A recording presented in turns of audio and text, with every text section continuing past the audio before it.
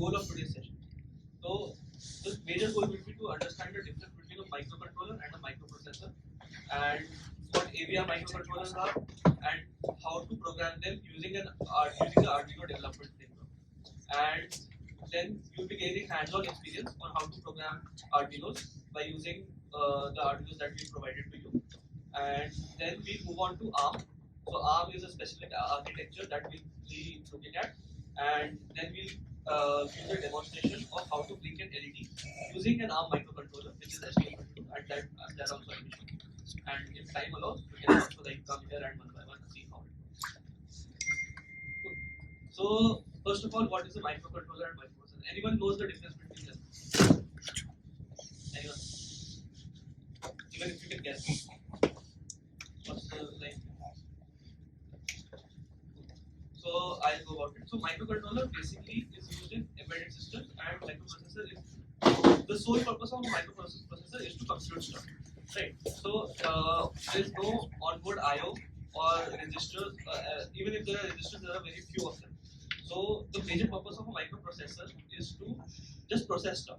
Whereas a microcontroller is used in embedded systems environments where you need memory, you need I/O, you need various types of registers to store data and to make a small system work.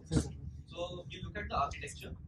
So basically, if you can see the architecture of a microprocessor is much more simpler than a microcontroller. Most of the stuff is not on board a microcontroller. However, on the microcontroller, you have like counters, timers, ROMs. So all these things, I actually won't be going over. You can stuff that you can just Google and know more about. So I urge you all to be diver into this, so that you can yourself learn, right? So just Google and you can find out all this. So coming to AVR microcontrollers. So AVR is a family of microcontrollers which was developed by very early, like 1996, and then it was acquired by microchip technologies. So it uses Harvard architecture, and you have heard about Harvard architecture. No. Okay. So you can read about that also. That is also a very good topic to dive deep into. I won't be going into that because this is more of a hands-on session. So I won't go towards that. But it uses a modified Harvard architecture on the 8-bit single chip. Okay. So some of the popular models at Mega 328, at Mega 2560, and 8985. Any one of you has heard about any one of these? I'm pretty sure one of you. Where have you heard about? So at Mega 328, these are the one used on the popular Arduino boards. Arduino boards. And 85 is a single chip, so it is used for rubber ducking and stuff. And I guess that 2560 is what used in Arduino Mega. What's a rubber ducking? Are you aware what it is. So it is used to emulate a keyboard and then inject the data. Inject malicious. So now let's come to the Arduino. So Arduino is basically an open source hardware and software company. It's a company that makes hardware and makes the supporting software also, and all of that is open source. So any of you can access it for free, and even the other manufacturers can develop hardware. So there won't be a copyright strike. So anyone can develop hardware, anyone can develop software for Arduino. So it's a very open source sort of framework. As a result, there's a very strong community for Arduino.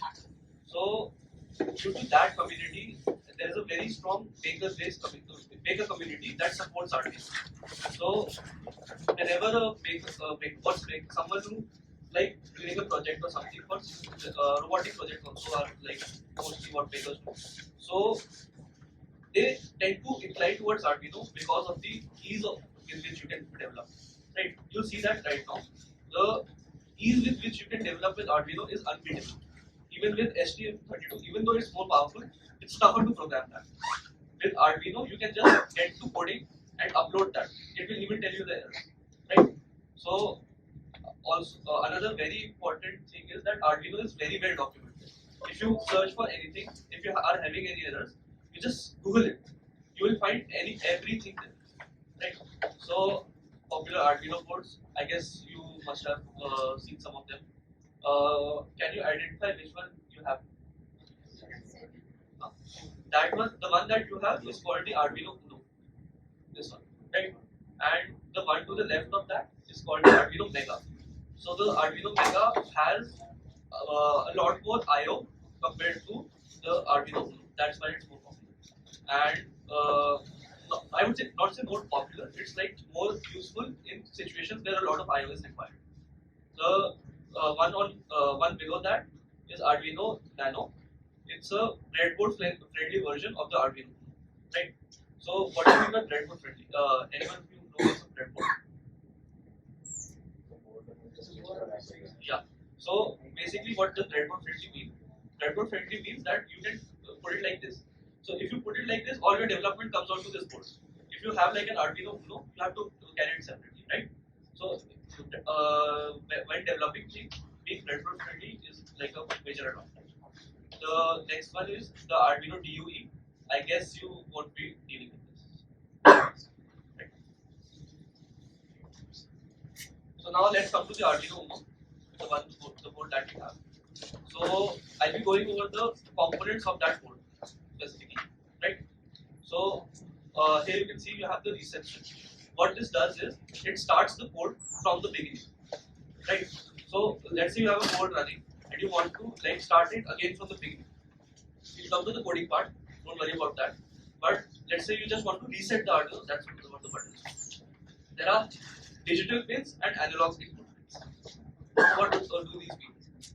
Basically, digital pins can be used for input and output, binary input and binary output, right? So you can either set them high or low. So if you set them high, they will give you an output of 5 volts, and if you set them low, they will give you an input of 0 volts, right? And this voltage is always measured with respect to the ground. Ground pins are there on your Arduino. If you can like look at your Arduino while it is being present. Then the TX and RX LEDs, these are used to demonstrate if any data is coming into the Arduino or out of the Arduino to the UART interface, the USB.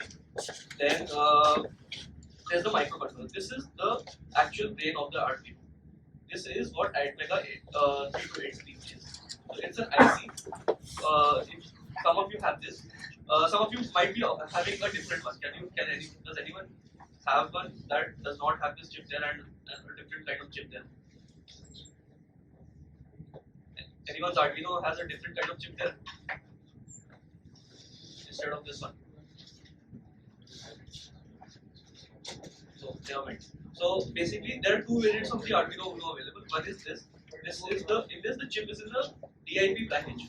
So it means that it can be slotted in or out. In the SMD package, it is surface mounted. So it looks a bit different. Internally, both are the same. It's just that this is a bit more like you can replace the chip with two buttons. Okay. Then there are the analog input pins.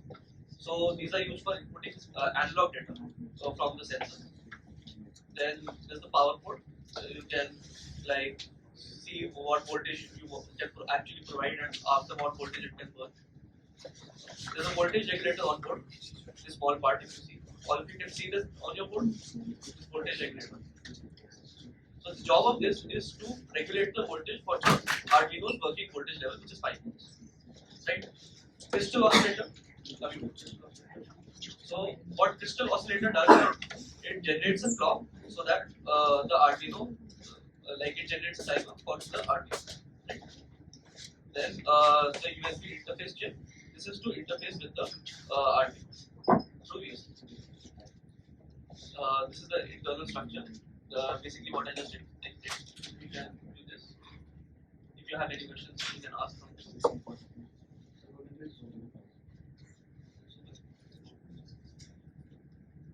it better?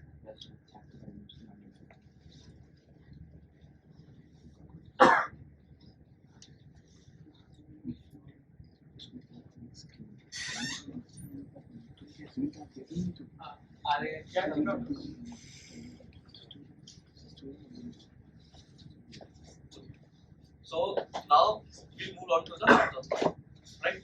So task blinking an LED using an Arduino, right?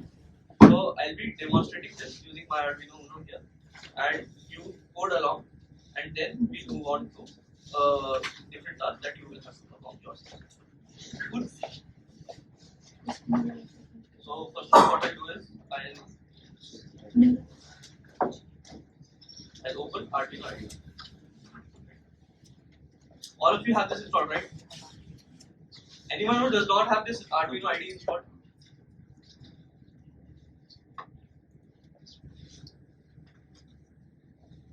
So I'll create a new project. So I'll go to IDE.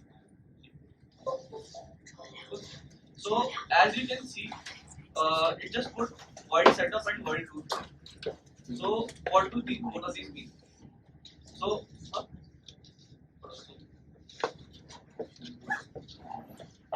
the code visible? At the back it's visible. So basically these two things are there. So these two places are there. So what do we put in void setup and what do we put in void? Basically the code that you want to run only once at the start of your Arduino, that gets put in void setup. And what you want to run in a loop, like continuously, that gets put in void. Right? So can anyone explain to me the logic, basic logic that we would use to blink an LED?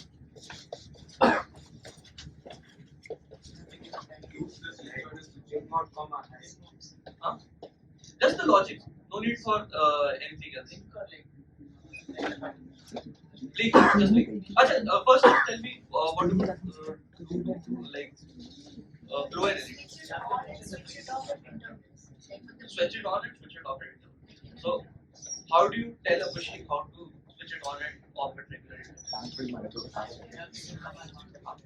So basically what we'll be doing is we'll tell it on and then wait for a specific period of time, off and then to get on. So I want all of you to Google the onboard LED of the Arduino.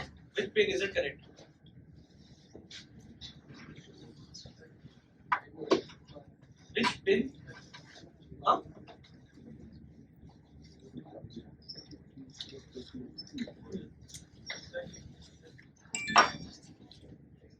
All of you Google and come up with this.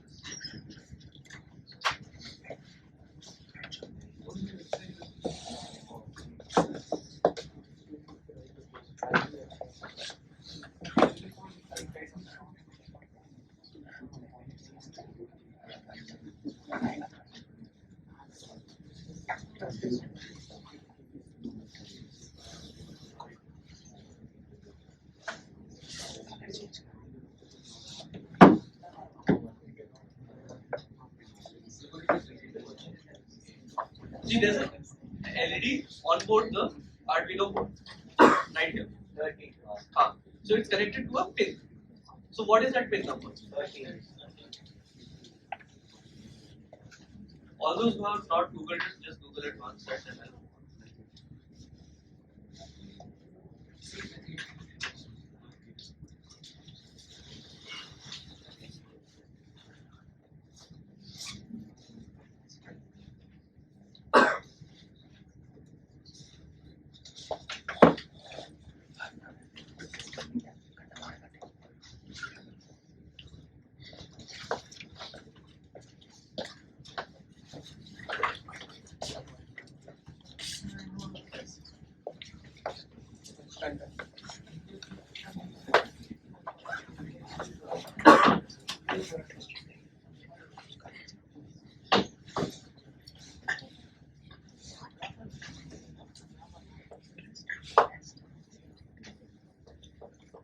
Everyone came up with the answer 13?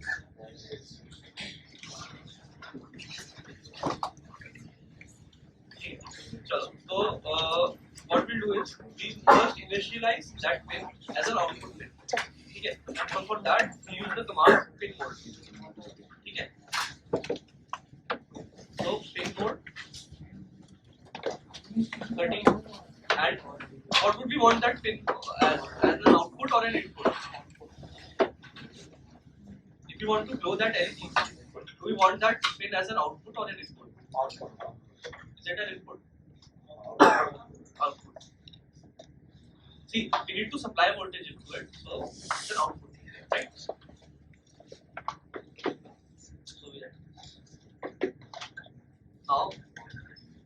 try is we need to turn that LED on. So for that, what the command is, it's digital write. 13. So what we do, we need to turn it on first.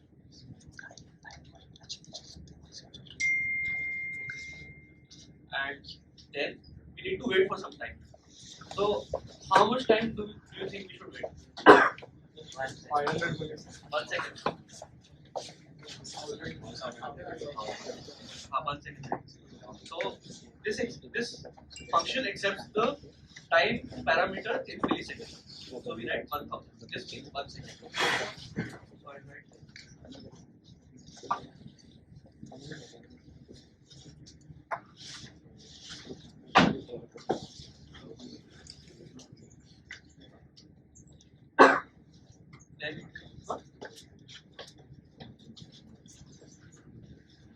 Then we turn it off, and then we again wait for 1 second.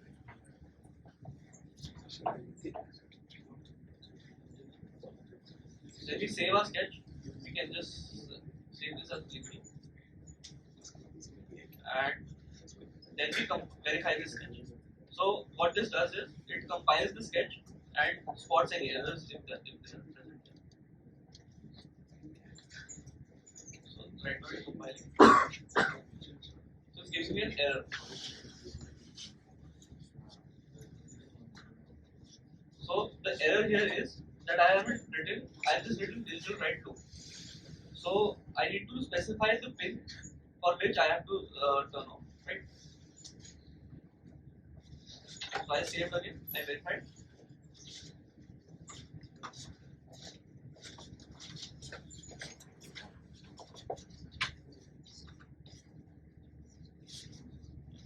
We'll verify and then we hit upload.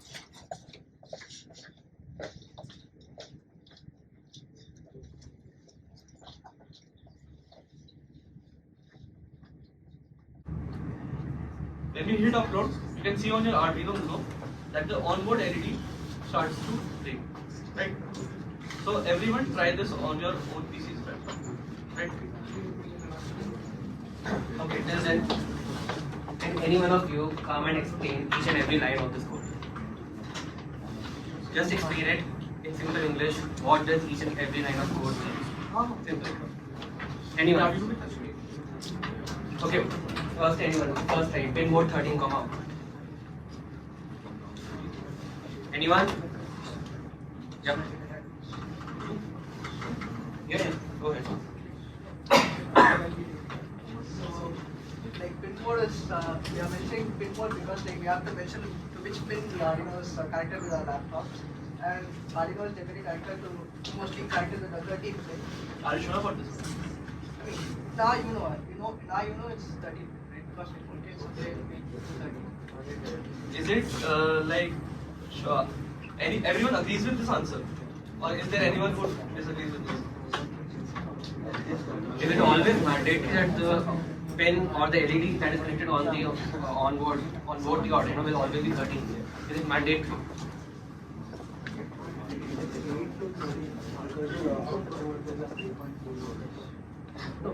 The question is it mandatory that always, let's say I get the hardware schematic diagram of the Arduino Nano, I make my own Arduino Nano, fine, with the 80 mega 328P chip. That is the main brain. Rest all is just connections. It's just a PCB. I make my own PCB, connect some LED to another port. So that doesn't mean that it always has to be on 13, right? That is exactly what it is not necessary that and mandatory that it will always be connected to pin 13. It can be connected to anything. That's why we just Googled it, because we need not remember it. We just Google it, we see the hardware schematic diagram, which pin is connected to the LED, and we write it over there. That's it. And we have to give output because we have to, the required task is to make the LED big, so it must be an output task. So here we are giving output instead of input. And mostly like Arduino is case sensitive, so you have to be sure of writing the cases. So basically this void setup, void setup is only for commands which we execute only those. And void loop is like for the commands for the LED to blink, because like we have to make it blink it like twice, thrice, whatever, it's up to us. So for the LED to blink, we have to write this digital write and make sure you write the cases properly. And you have to measure the pin number 1313. Just make sure you write the 1313 everywhere carefully. And high is, and what high denotes is that the light blinks. High denotes the light blinks and delay by 1000. So basically, so Are you sure about that? Digital write 13 color. What does it do? It makes the light blink. It's It makes the light blink. Or like it's like lights up the LED. Lights up the LED. Lights up the LED, not On. lights up. Yeah. Blink is for the for commands. Lights up the LED. High lights up the LED. It does not make it blink. For making it to blink, what you have to do is that you have to delay it by 1 second. So basically, like we use milliseconds in Arduino uses milliseconds as its units. So we have to provide 1000 as delay time. And again, we have to like after lighting up, like it has to light up. So it has to switch off again. And we have to write digital write command 13, the pin number and low. And this is for making the LED to switch on. And again, this will be delayed by 1000 milliseconds in the sense like that's 1 second. So this will like execute only once. So the order of LED blinking will be like first the LED will light up and it will go down for 1 second and Great. And we are next. Great work.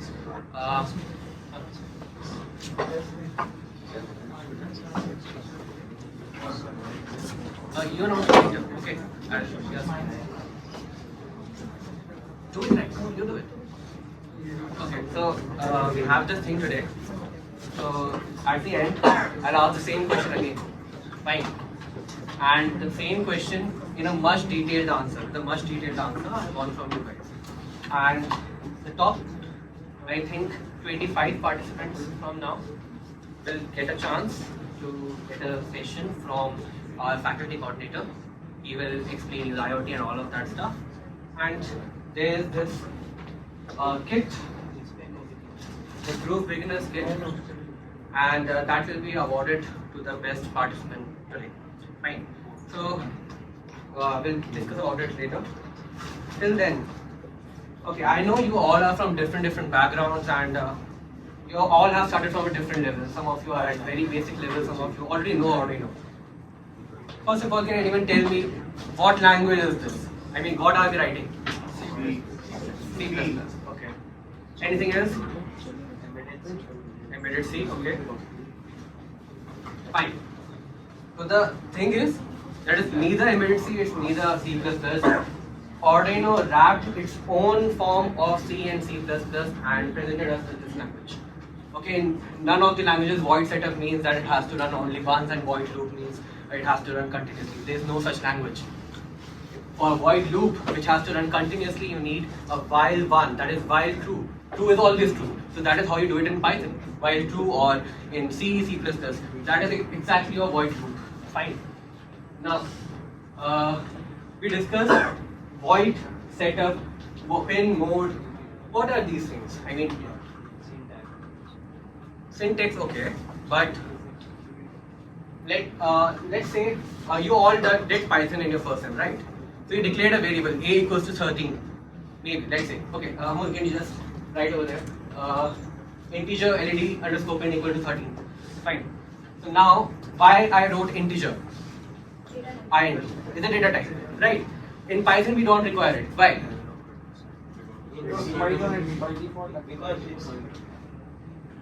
By default, what does it do? Python assigns it dynamically. Yes. Not only integer, if I say 13.0, then it becomes a float value. So Python has its underlying the Python is C only. So it automatically does everything and figures out what's the data type. But as I told in my AutoWare event as well, why we use C and C++ for embedded systems and why not Python? May I know the answer? So I explained it in very detail. Yep. Very inefficient. Sorry? Very inefficient. Very inefficient. In which way? Processing. Processing and? Time. It consumes a lot of memory. Exactly. So memory is the first thing that should come to your mind when using Python. Python doesn't care about memory management. But our embedded systems, as you know, that these are very small chips, so there is a memory constraint. And also processing constraint in some cases, as we'll be discussing about ARM, we'll tell you how the drift happened in the embedded system industry from AVR to ARM. Okay. Now, memory inefficient, and that is why we are using C++. When I'm declaring the LED_pin as integer, it is taking only 2 bytes or 4 bytes in a 32-bit system.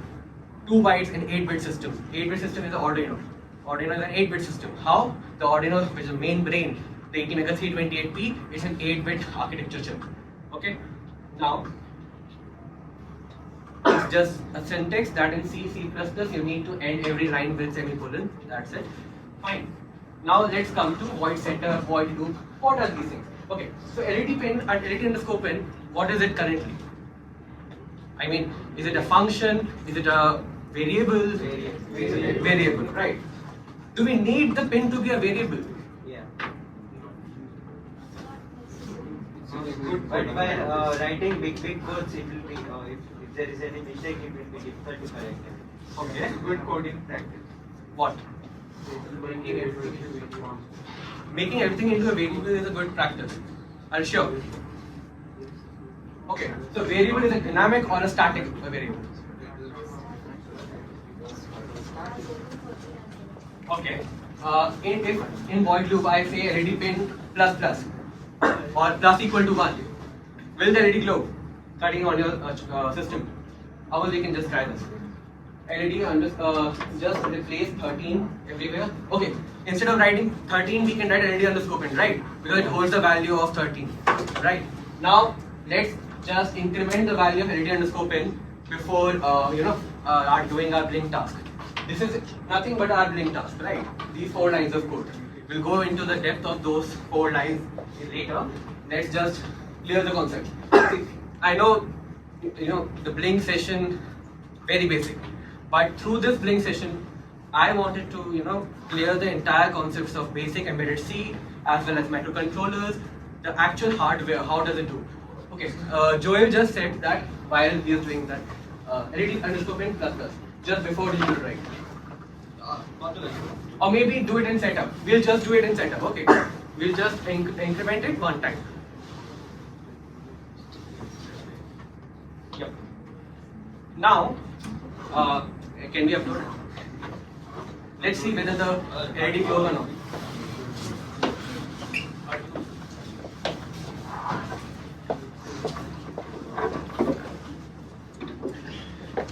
Yeah, board is not. Okay. Keep a check on these error messages as well. Problem uploading to board, and also I want all of you to go to your Arduino IDE's preferences. Go to the preferences, file preferences.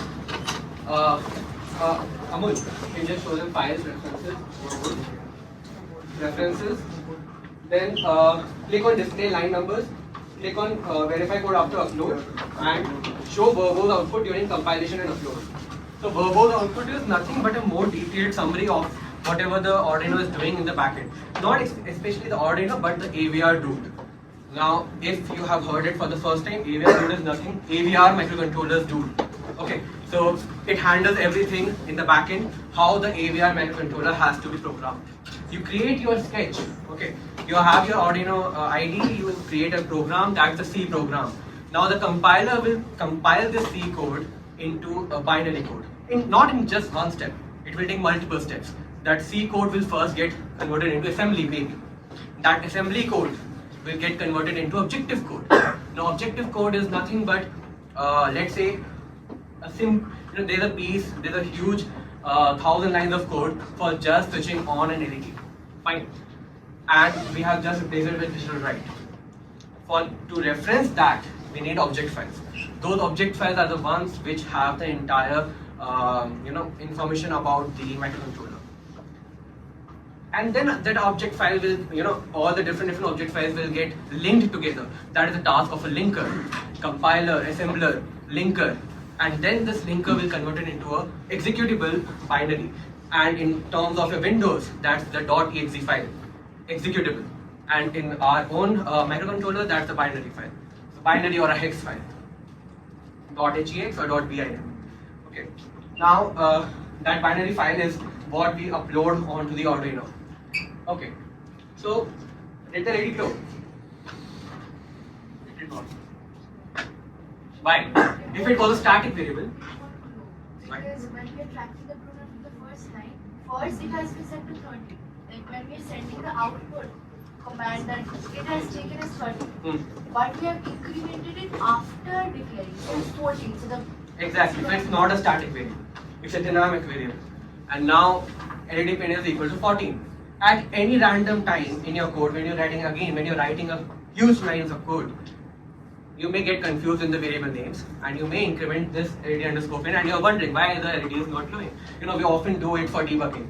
That let's say we are performing a very huge task, and when the task is completed, let's just blink an LED so that we get an affirmation that yes, our task is complete. So we glow an LED. But in the meanwhile, we incremented the LED underscore pin variable, and hence LED is not glowing, and we are wondering why our task is not executed.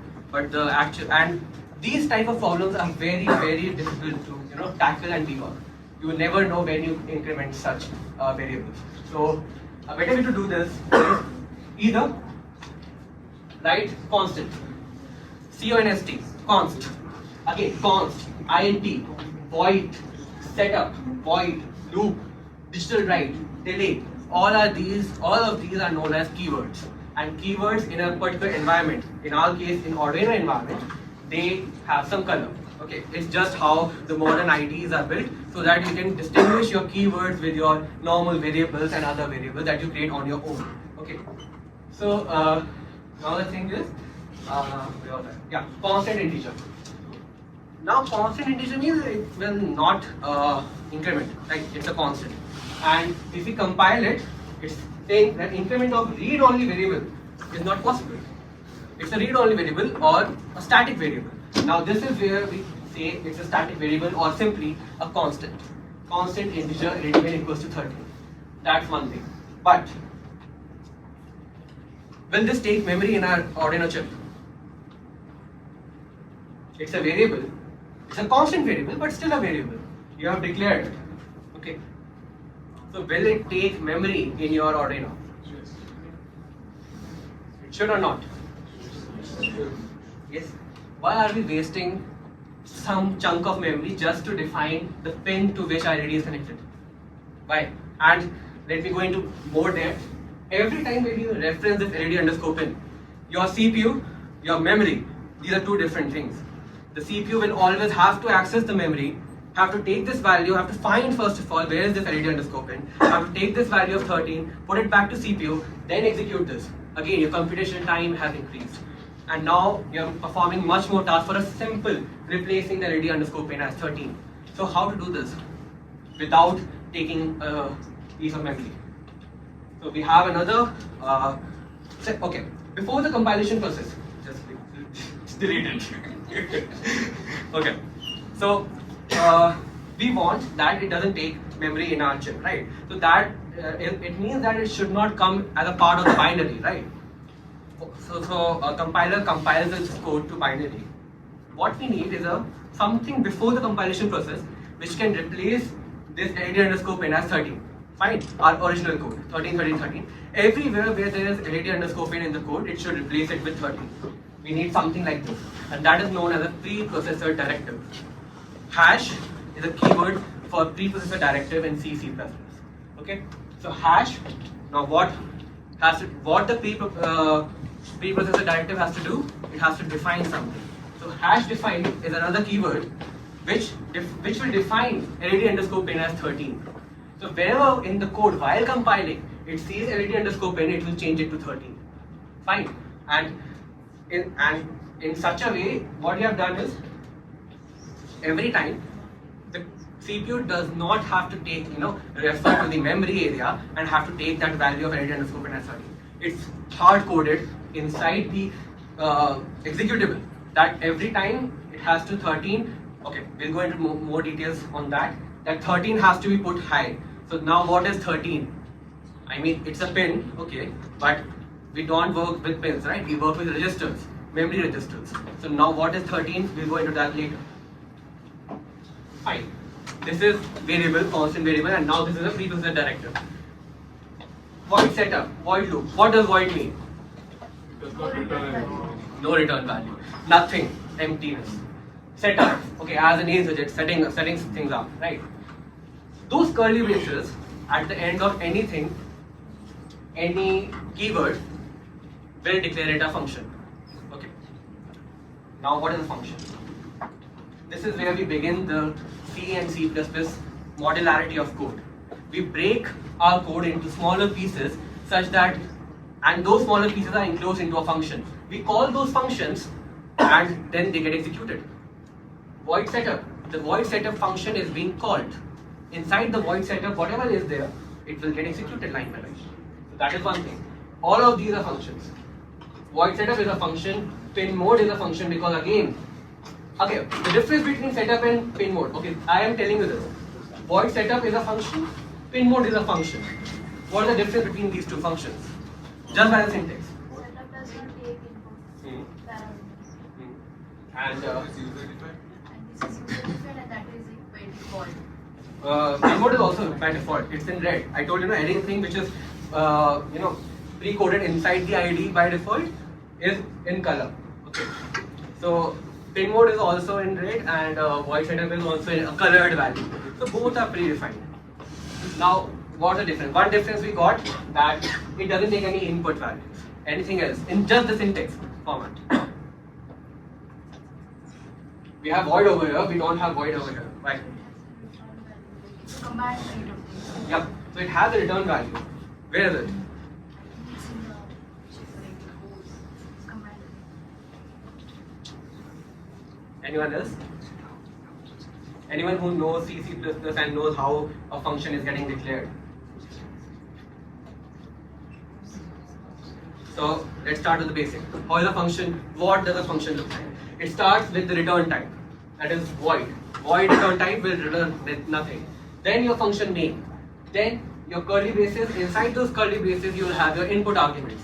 And when you are specifying the input arguments, you need to specify the data type as well. Fine. Then you enclose it with the curly braces, and inside those curly braces, if you have a return type, then at the end of the function you will return something using the return keyword. RETUR, that's simple. Return keyword, return this particular variable. If it is an integer type, let's say I declare a function, integer setup. Now it has to return some integer.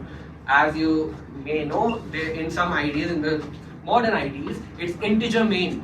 When you write a simple C, C++ code, it's int main curly braces. At the end, you have return 0. That return 0 is the error. If it is returning 0, then the compiler knows that everything is fine. And if it does not, it will return something else. We need to check that. How to check that? We'll store it in another variable. We can, right? Pin mode. See, there's not enough time to try out all these things right now in the session. I'll just tell you, you all have to just try it, just play around with it. That's why the blink is so important. Fine. So pin mode is another function which takes two input arguments. One is the pin for which we have to set the pin mode, and second is what is the mode of the pin. It can be output, it can be input, any other pin mode that you know. Analog is again output only, right? Analog input, you define it as an input. Analog output, you define it as an output. Anything else? Input pull up, input pull down, output pull up. Okay. Anyone can tell me input pull up, input pull down? If I want to come to the stage and explain it. Yeah, go ahead. Go ahead.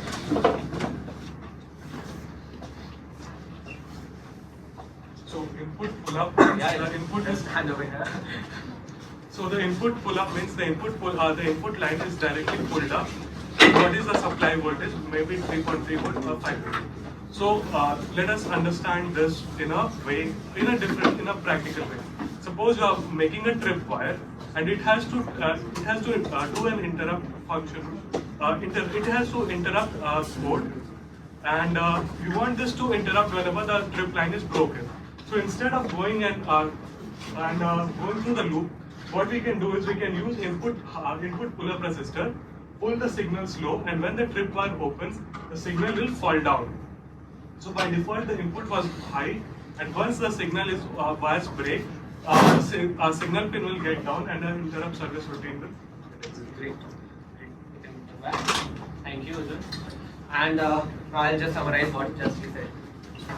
when you have to define, okay, when you just say input or output, it's not setting the pin as high or low until now, right? Only when you are executing this line, you are setting it as high. Before that, what is happening? It's a floating value. It has undefined state. It can be either 0, it can be either 1. Now, we don't want this, okay? And whether, let's say, we want to make some decision based on these values. If it is 0, we want to do something. If it is 1, we want to do something else. Now it is continuously floating. It's toggling between 0 and 1.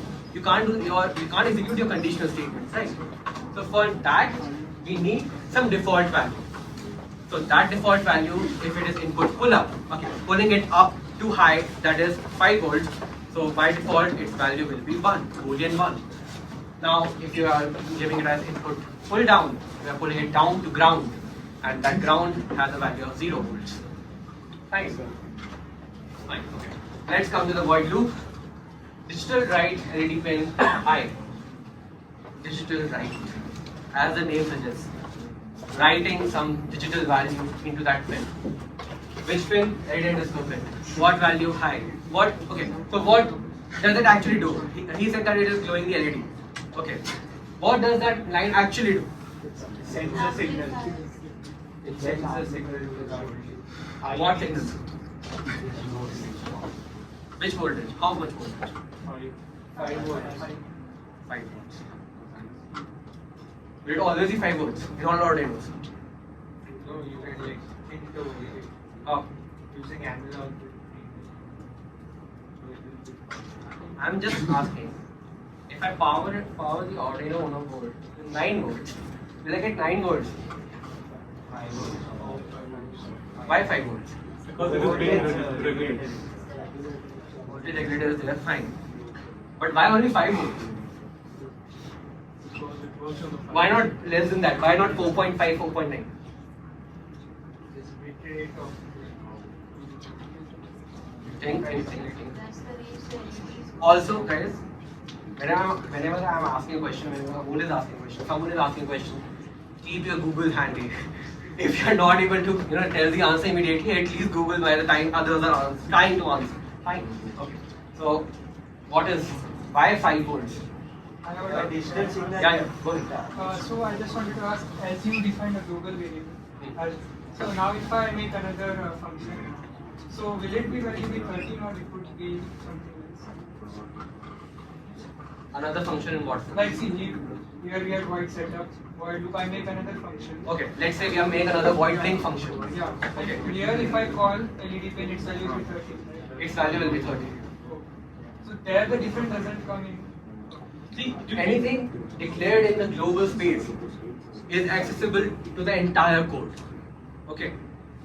Now, we'll come to that functions part, which Om is trying to, I think, explain it to you guys through the question.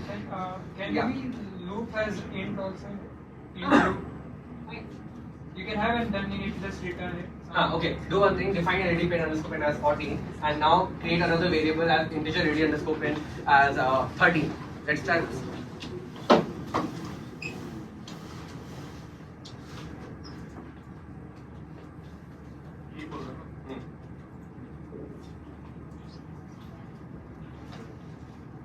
Equal to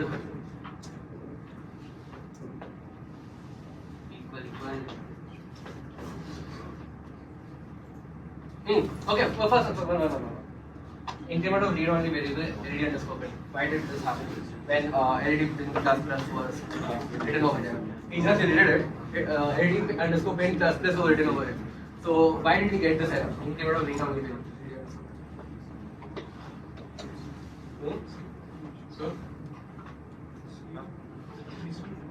So because the void loop part runs infinitely, and every time we are defining the variable, and the LED pin variable is already used before defining. We are not going into the execution part. Just right now, this was for the previous code, remember? we remember the previous code, what we had, and it was what was there in the previous code. Hash defined, right? And when we said LED underscore pin plus plus, it gave this error. Fine. It's a constant value. Again, so there's a difference. It's when we are using hash define, it's not a variable. It's a preprocessor directly. Yeah, hash define short. Constant है Constant is obviously ना तब तो variable है. कौन सी बात hash define करते हैं? Can you please explain the question? Doesn't matter. It was why did we get this error of increment of read only variable? Let's try this.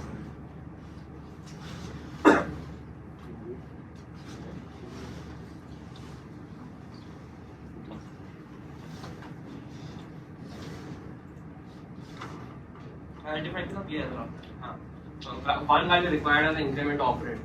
So it is not even taking LED and disco pin as an operand because it is not even a variable. It's just 13. LED and disco pin is just 13. 13 plus 10. What is this? constant. With constant feature it will give that error that you can't increment a read only variable. Right? Okay. Now coming to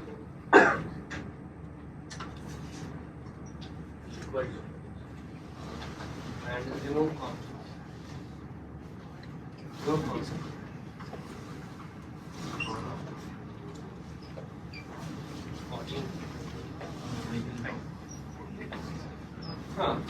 So what Om was trying to do is int LED underscore pen equal to 13 now, right? We'll discover one new thing over here.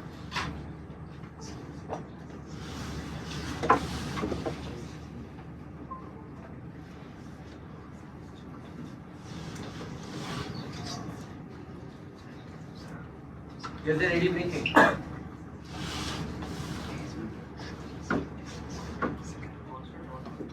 Huh? Constant on. Yep. Okay, so we have two things. Go to the top. Integer LED underscore pen is equal to 14. It's a global variable. It's declared as a global space. Anything which is not inside a function, it is not confined with these braces. It's in the global space. Okay. And now we declared another LED underscore pen variable, which is inside these curly braces of the loop function. So it is local to that. It is in the local scope of void loop function, right? And we compiled it. It got compiled. It did not give any error that LED underscore pen is already defined. Why am I defining LED underscore pen again? So it didn't give that error. Why? Because we are defining it in local scope.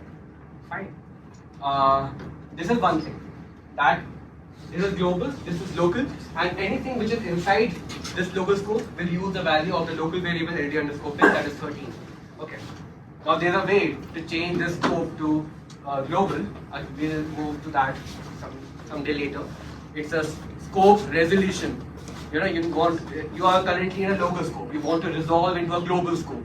So that is your global scope resolution operator. You can research about it later. Fine. Now there's one more thing. If this LED underscore pen was 13 high, 13 low, the LED should blink, right? Why was, it is not blinking as of now. Why?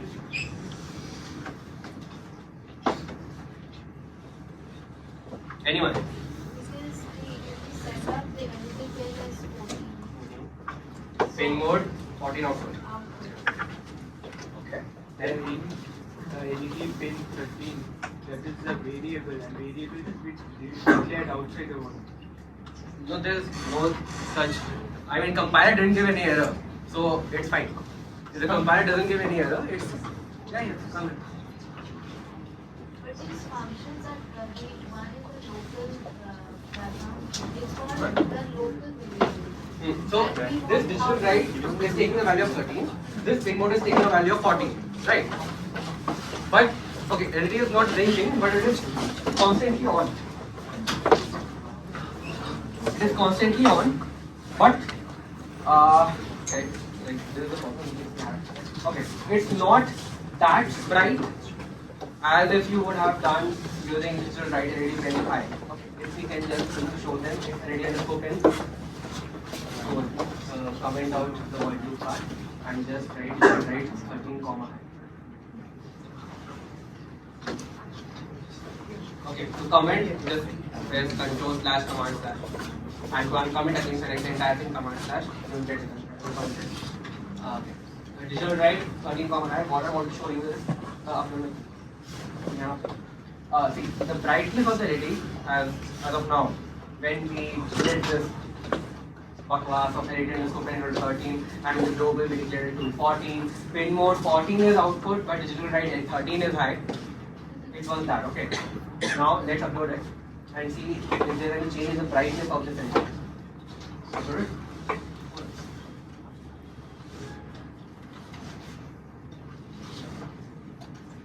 See.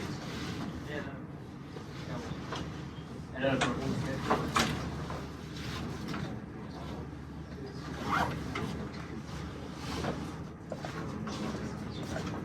Okay, whenever you encounter such error that you are unable to upload to the board, so before showing you the LED, Amol, can you just extend this whatever this window? So here's the AVR dude, which is doing all the stuff, and you will see all these things only if you have verbose output enabled during compilation and upload. So it is using all these ports, port COM6 to which your Arduino is connected, programmer, Arduino. You can go through this, you can read it, or we'll take another session just to explain this particular stuff. When it gave us the error that it was not able to upload to the Arduino board, the error actually was when you're connecting some other system, you have drivers for them, right? Whenever you install a printer, you have a driver, specific driver for that printer. You install a mic, you'll have a driver. Similarly, when you are using Arduino, it has some driver. Okay, we'll not get into the details, but it has some driver which enables us to upload the code to that Arduino. Now, this again will use some kind of communication, right, between the laptop and the Arduino. That communication gets disrupted, and if that communication gets disrupted, you will not be able to upload the code. So that is what the reason behind any error, which you are facing while uploading the code to the Arduino. Okay. Now let's see the status of the LED. Yep, it's going at a much higher intensity. Now, why is it? What is the reason? Anyone? Initially, what was okay? We can review the. Initially, what was there? The pin mode 14 was output, not the 13 which the pin is connected to, the radio is connected. But we were saying the digital write LED pin underscore high. So 13 gave a high value, fine, but it was not declared as output. By default, all pins in Arduino, I'll not say Arduino, but in the AVR architecture, they're declared as input pins. Okay, and see, it is saying that I want to get some input, but instead you are writing some value as high. So what happens? Just visualize it, and if anyone of you can explain it to me, what is actually happening when I am expecting an input, but you are giving me some output. You are forcing me to give some output, and at the same time I'm also expecting an input. Fine. What will happen? The LED was on. The LED didn't blink, but it was constantly on. Okay, so hint, the digital write LED underscore pin high will not even execute if the pin mode is not output. Right? If you are writing a value, it should be an output. It's not an output, so it will not even get executed. But still the LED was on. Right. Think.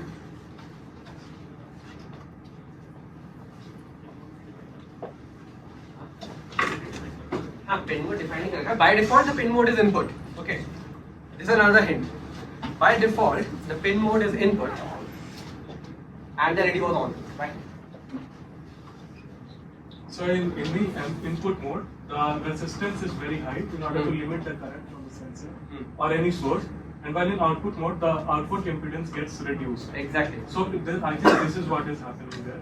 Absolutely right. They are not delivering enough. So when we're expecting some input, these are all very low power systems, and we need the current to be very minimal.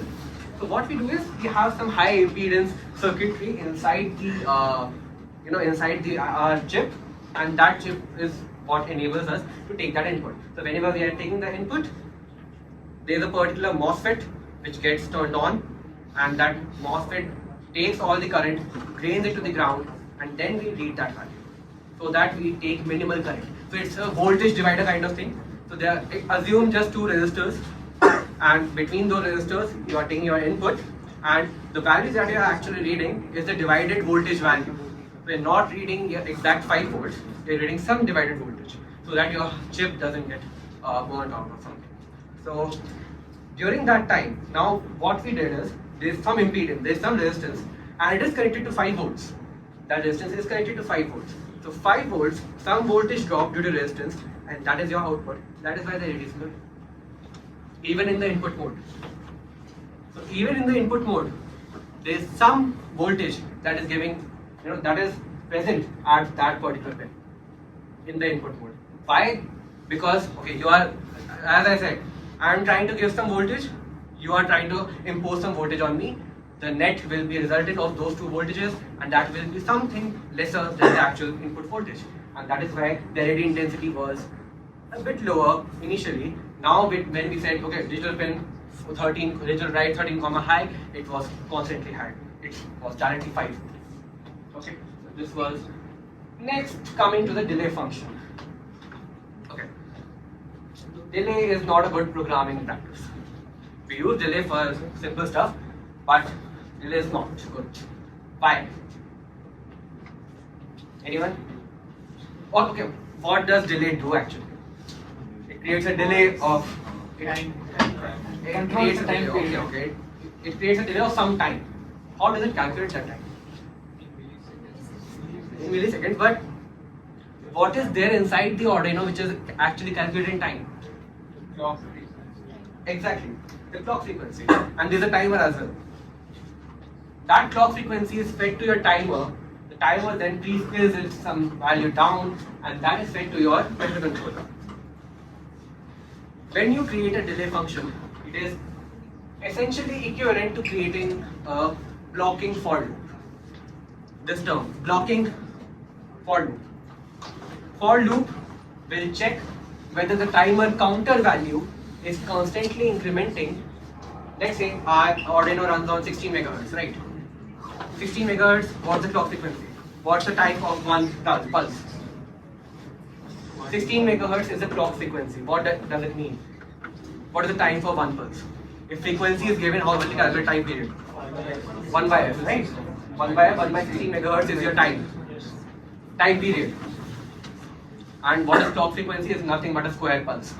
High, low, high, low, high, low, high, low. That is how all your digital systems work. Inside your laptops also, there is a clock continuously working.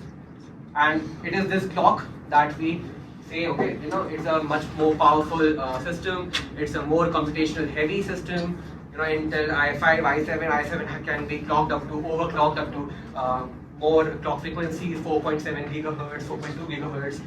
Intel 5 is stuck on 3.5 gigahertz, 2.4 gigahertz. Okay, so coming back to this, so it's essentially doing this. It is counting whether the timer value is equivalent to 1 second. Okay, timer how? Because we know that clock pulse for one time, at every for loop iteration it will increment, and until and unless it is equivalent to okay. One cycle is for 1 by 16, some unit, 1 by 16 megahertz for microseconds. Okay, so 10 to the minus 6, whatever. We are not going to the math as of now. 1 by 16 microseconds. And you need a delay of 1 second. Fine. So you need these many iterations, so that 1 by 16 plus 1 by 16 plus 1 by 16 up to some number of iterations equal to 1 second. So that is nothing but 1 second by 1 by 16 microseconds. That is the counter value. When your timer counter value reaches that, then we say, okay, yes, now 1 second has been passed, we can resume the code. So what is actually happening? There is a for loop. It is constantly checking whether that timer value is that particular value. It's reached the 1 second part or not. And once it is reached, it will come out of that for loop. Now what you have actually done is, you are telling your CPU to be constantly checking that, CPU check the timer value and see whether it is equal to that 1 second or not. And in this entire time of 1 second, it is not able to do anything else. It's just one CPU. It's not a multi-core CPU like your laptops. It's just a single CPU. It will constantly check that timer value, and it will, again, there is an ALU, arithmetic logic unit. That is what compares your variable value to another variable. All the arithmetic operations done by the ALU. It's part of the CPU itself. Okay. Now CPU is constantly busy in this. You can't do anything else. If, let's say I want to take, if this delay is increased to 5 seconds, for 5 seconds I'll not be able to do anything with the Arduino. And in real-time systems, let's say I take an input, as of now we are declaring output bits. Let's say I take an input during this time, because if that, let's say if that input occurs in this line, is in this 1 second delay, it will never get detected, because Arduino is busy checking whether the delay of 1 second is happening or not. So that is why we never use delay. What we use is your task. How to blink the LED without using this delay function. Fine? If we Google just this, we'll get the answer. Okay, so that's one thing. I mean, this entire code explanation is done. I'll let Amul continue with the discussion. Sorry. So that was a very good explanation. So let's see how much you remember by the end of it. Now your task is to link an LED using an Arduino. You guys have tried that till now. First try that on the Arduino that is provided to you. All of you write the code for that. And so try and execute it with the Arduino.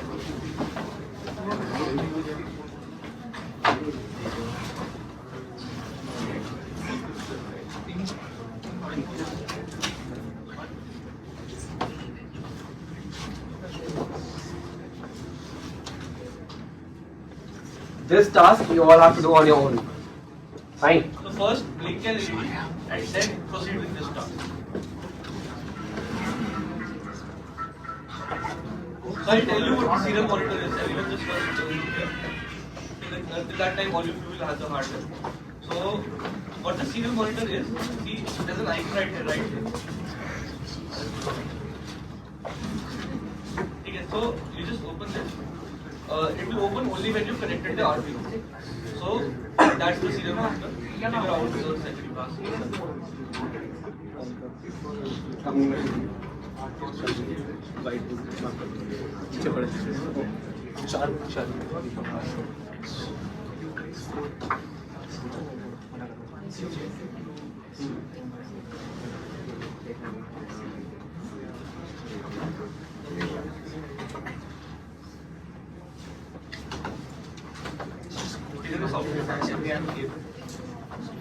Find it quality. First write code. Alter.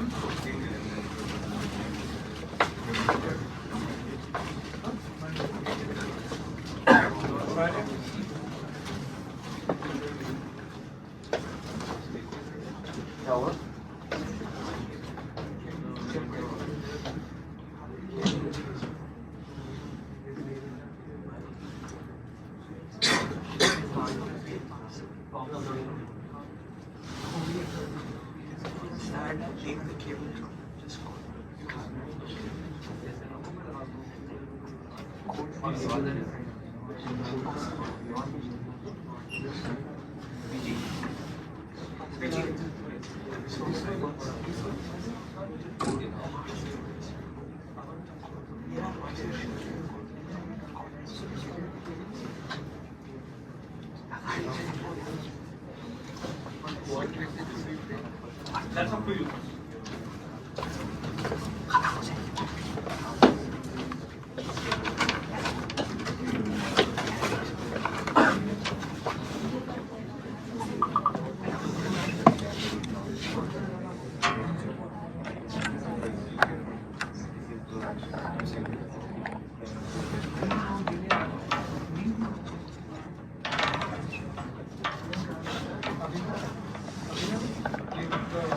Should we take the sentence from the serial monitor? Or should we take it? Should we take an input from the serial? Just every time the LED turns on or off, you are supposed to display the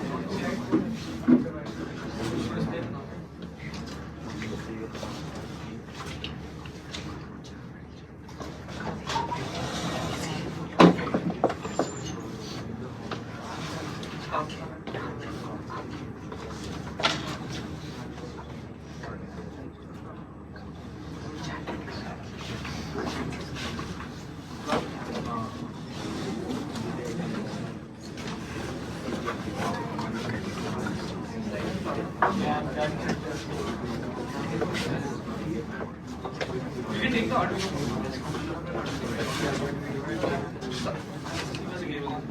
You give the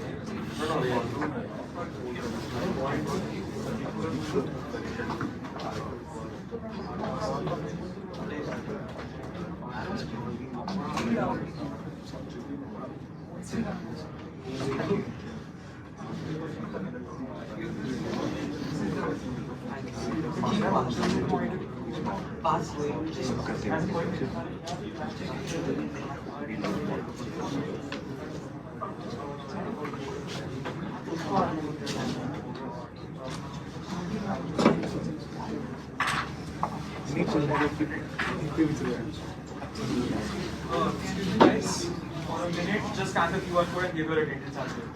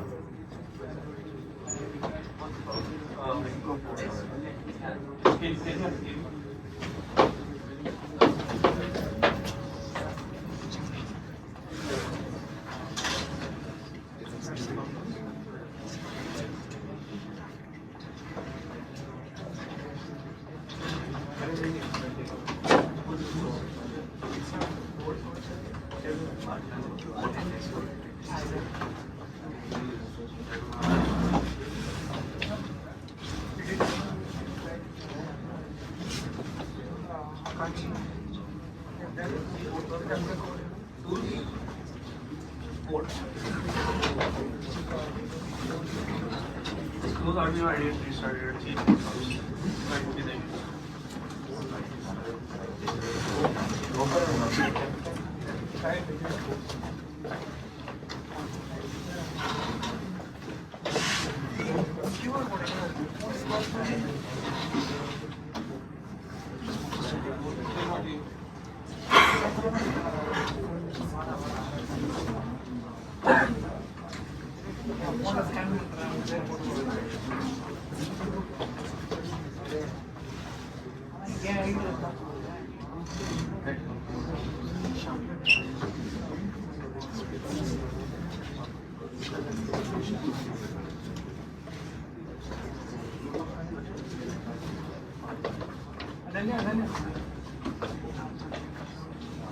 All those who have completed this task or are currently working on it, those who want that kit, okay, I'll just show you.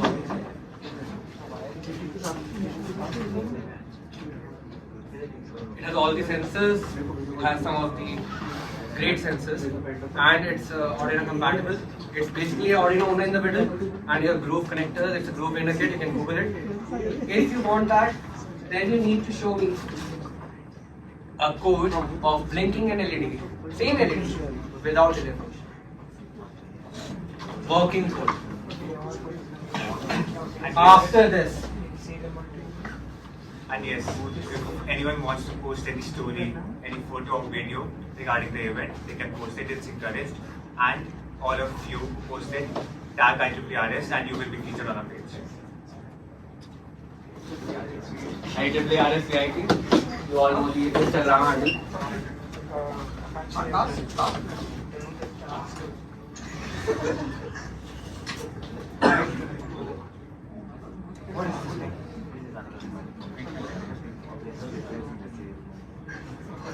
If you want, then give the Ujjwal, I can invite the code for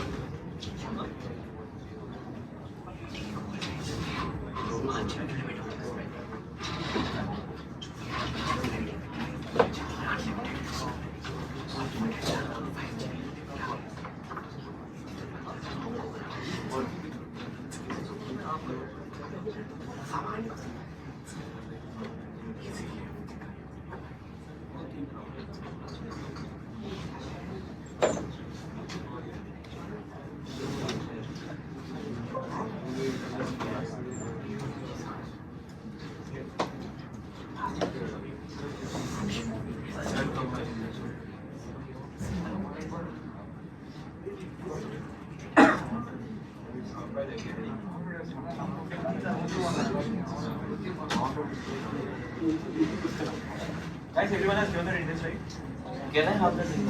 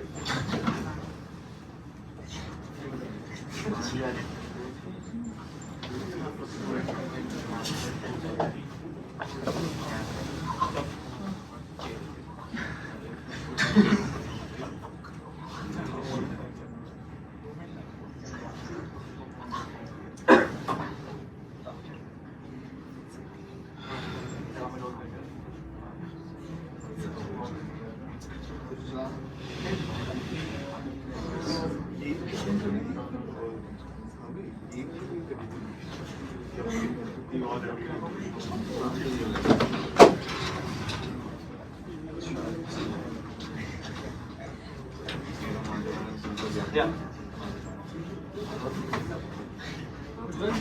yours is done. Yours is done.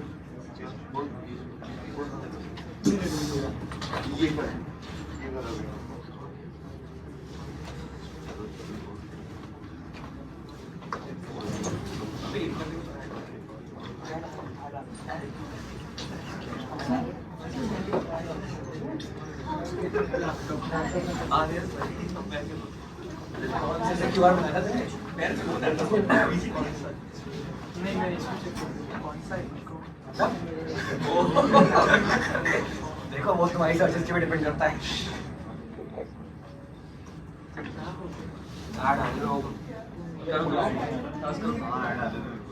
Series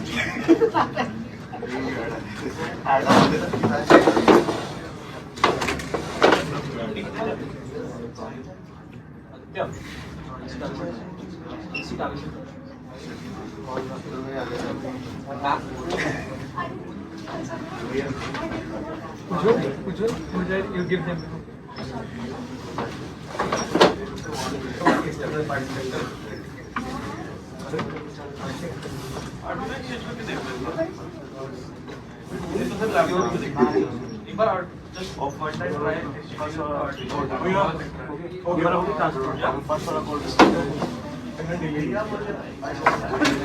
First one, ये वाली task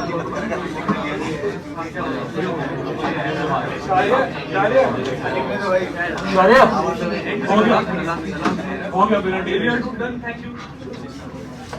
जल्दी करो भाई, क्या कर रहे हो? क्या कर रहे हो? फॉर लूप में गया और डेटा डायरेक्शन रजिस्टर को मैंने सेट किया। कुछ नहीं कर रहा है फॉर लूप तो ये बिना डिले यूज किए कर रहा without using blocking for loop.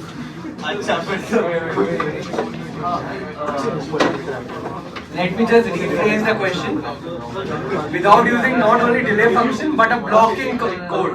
Without using any blocking code, the CPU should not be blocked.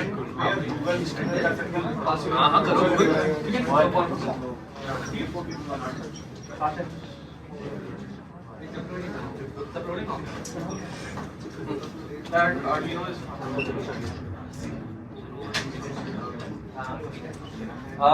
Arduino and a cable, please. भाई फर्स्ट टास्क आया है, रन करके दिखा जाए. तुम्हारा हो गया? क्या रिसीवर डॉट बिगिन 9600 क्या? जीरो मॉनिटर मॉडरेट सेट करें. Zero monitor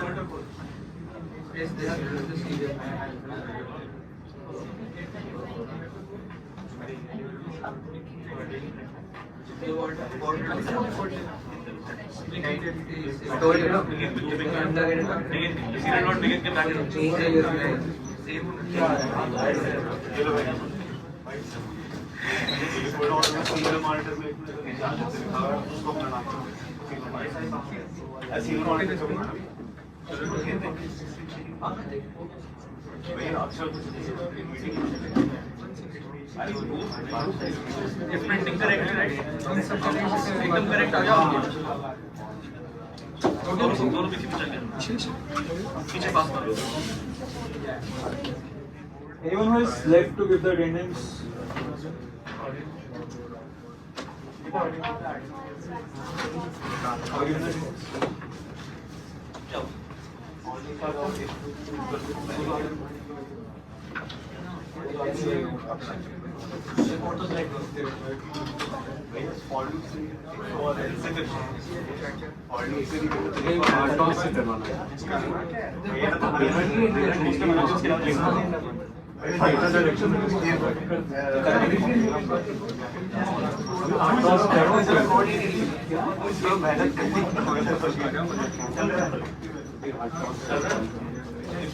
Congratulations.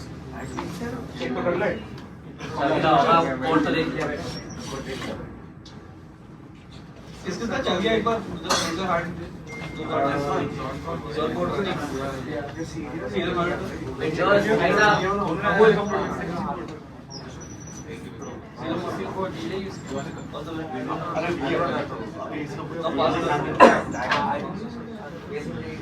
पीछे भी नहीं किसने हो गया तुम्हारा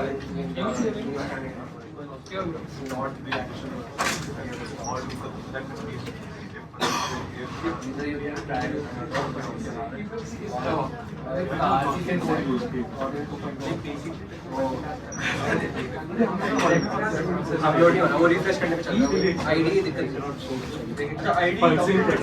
नहीं नहीं ज्यादा लेटेस्ट बेटा.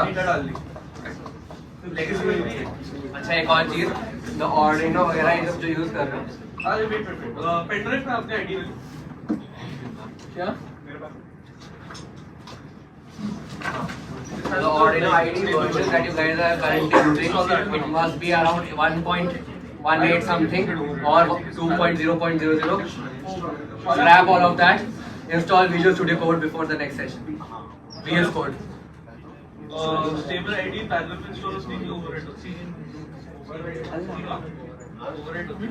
मतलब वो अगर ये वाला मेन डिस्क में होगी तो ओवरहेड हो जाएगी, बट किसी और डिस्क में तो overhead. So it probably will get overhead. So see according to you can use that laptop. किसी और का सिस्टम है. अमूल का लैपटॉप दे दो. अच्छा Arduino ID हाँ जी एक काम और करेगा. Input detect. Try again. I'll give you a jumper. I want an input on digital pin 2. When that particular input is low, I want the LED to toggle. When that input is low on digital pin 2, I want that this LED to stop blinking.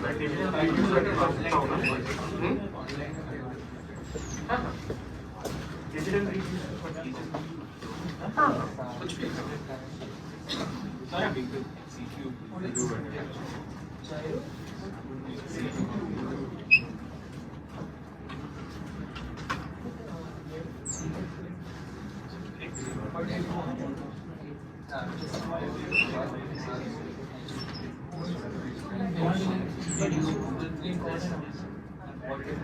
What is this?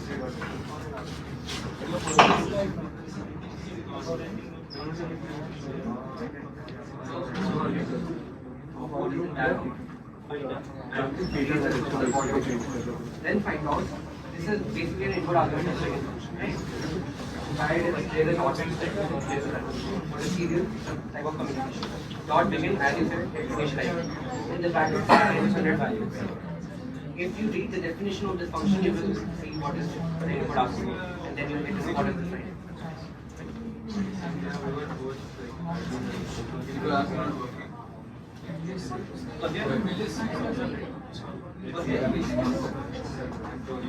Used to work with the earlier now sometimes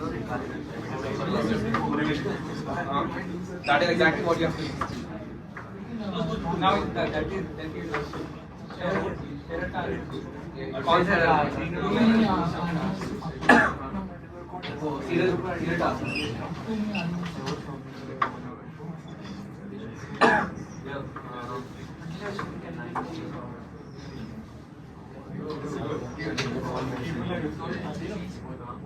to blink an LED Release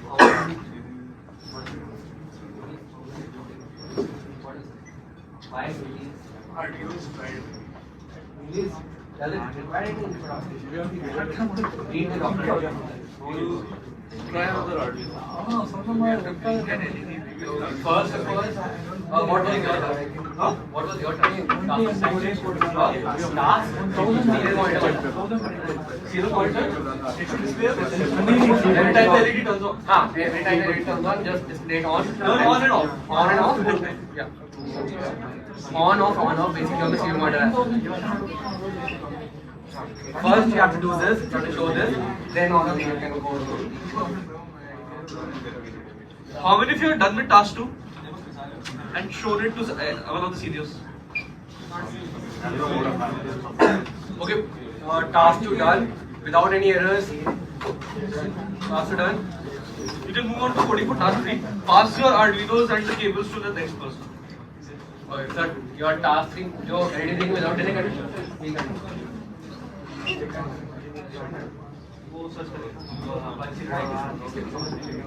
Task 3 is this, and in the meanwhile, if you want, up to खैर हो चुका है वैसे उसके. That prize is already gone. So I think Ankit, sorry, what was your name? Neeraj. Third task है task 2 के बाद करना है. Task हो गया. कैसे? हाँ?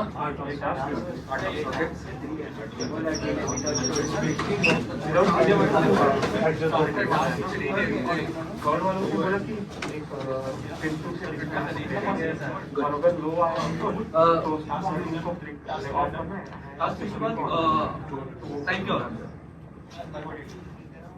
You show up at 6 o'clock. We'll start demonstrating. 20-15 minutes. Why 120? Task 3 है. उसका task 3 है. Why 120?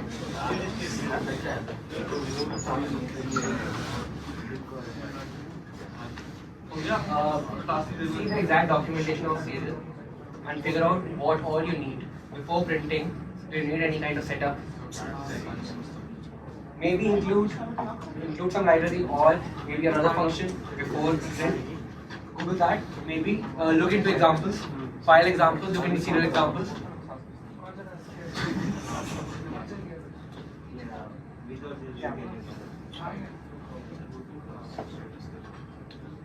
It's showing like board advertised on a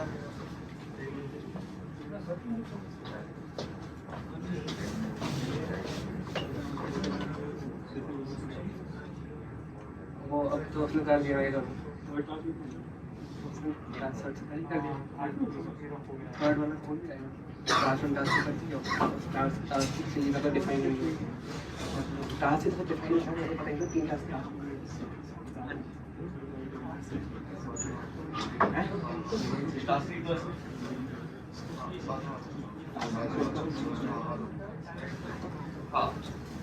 Basically, when you make it as a time interval, right, you need to input that something. It goes using common. वो आप बोल रहे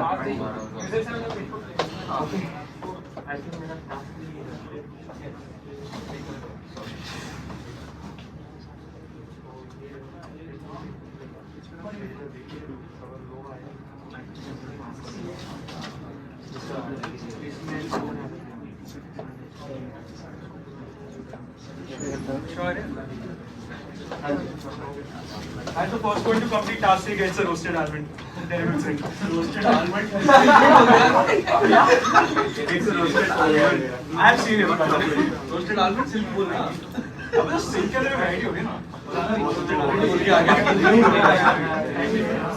Okay, those who have completed task 2, I have seen your code. Those are not optimized codes, or I mean, I would say that you are not a good programming practices. Figure out a better way to do these things, a better way to program, to structure your program, so that when you go to and maybe create a function. Create a function, use the code modularity concept, and structure your code properly. Right now you are just in the hurry of completing the task, but that doesn't mean you write a bad code. Okay, so write an optimized code so that it uses the least computation time possible and is also user readable.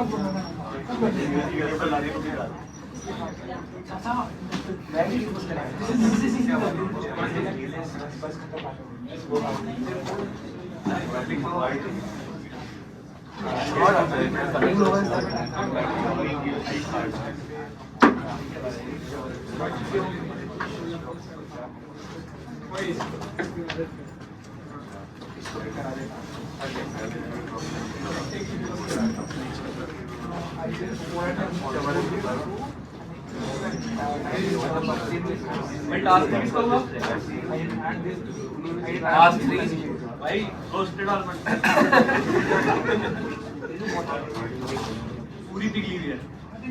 Let me see if I have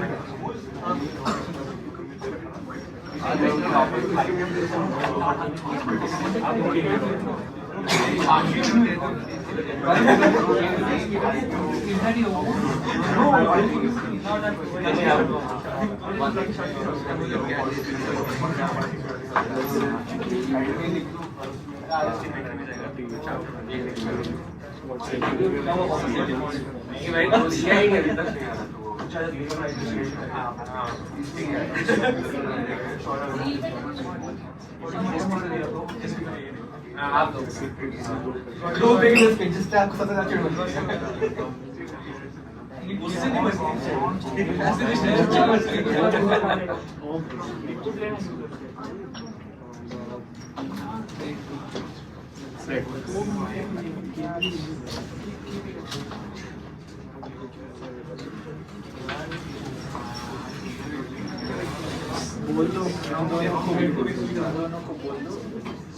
cable ले लो आपस से cable any test कर रहा है क्या cable का भाई कुछ चाहिए हो गया केबल का भी इस रोकी अब एक्स्ट्रा काम जो कर रहे हो वो उसके लोगों को केबल लोग केबल का भाई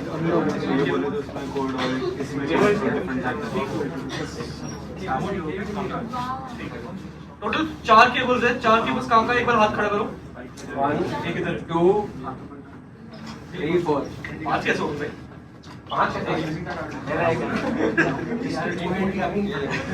नहीं 4 है भाई हम 4 लाए थे कोई और लाया होगा एक लाया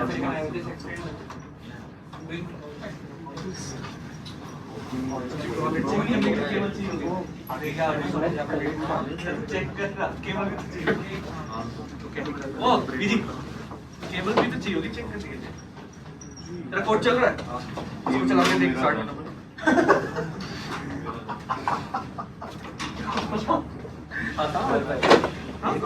सॉरी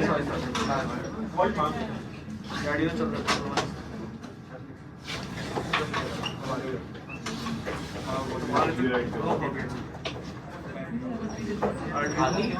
प्राइस दिन ब दिन स्टॉक्स की तरह बढ़ रहा है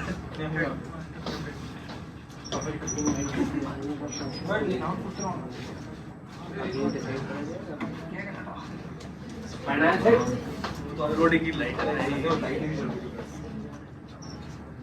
लगी नहीं जल रही अपलोड नहीं हो रहा लाइट नहीं जल रही ऑन बोर्ड लाइट है अपलोड नहीं हो रहा अपलोड हो रहा है दिखाई रहा है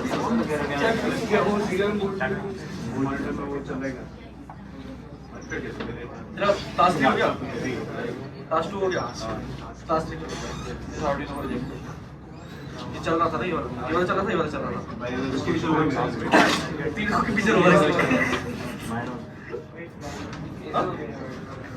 खराब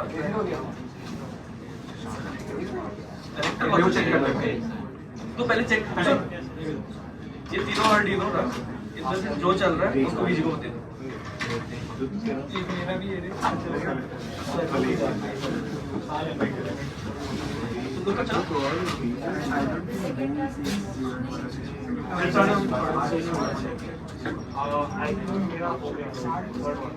पक्का बता भाई मेरे को टेस्ट करना पड़ेगा Arduino नहीं है मेरे पास लो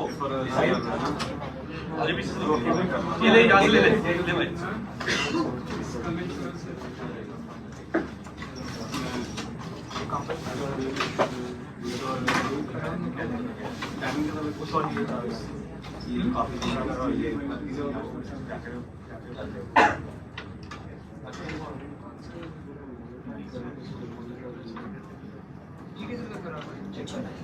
क्या है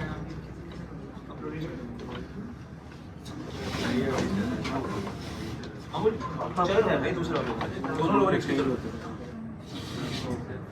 किसने बोला नहीं चल रहा है तूने ही बोला अभी आपके वाले के चेक करके हमारे भी चल रहा है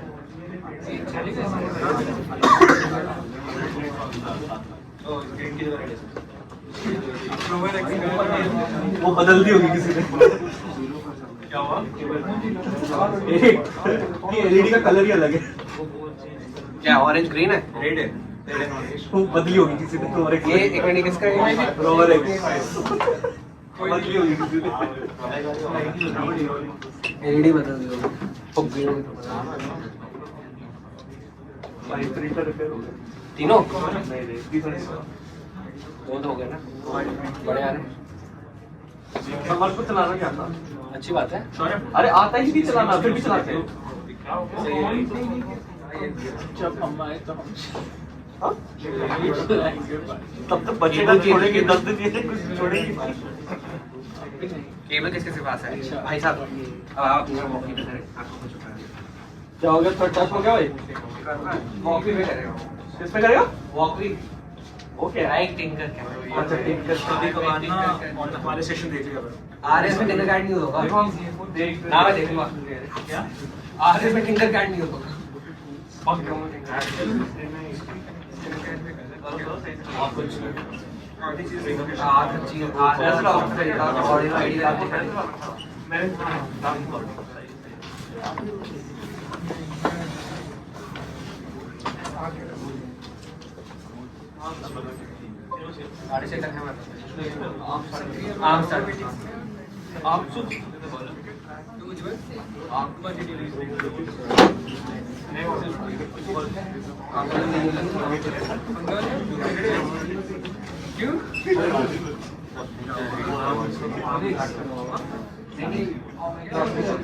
Okay, guys. I know you all are busy doing your tasks, but we have one concept left, that is for the ARM microcontrollers. So as it is 6 o'clock, if you guys are free for 15 to 20 minutes, we'll wrap up with that. If it is fine with you. Fine? Everyone? It's up to you if you want to continue. Then we'll, there's no task about that. There's just It's just like demonstration and introduction to ARM, because it's a totally different thing. So if you guys are okay, then we'll continue with that. Fine? Yes. Everyone? Okay. So we'll be beginning with programming with ARM. So one of the microcontrollers which work on ARM is STM32. So the reason we are going with this specific one is because it's pretty easy and cheap to program. So you must have seen these. Actually, many of the devices that you use have this microcontroller in them. Some of your mice, the mouse that you use, some your keyboards, many of the devices have this microcontroller output. So there's a very specific way you have to program it.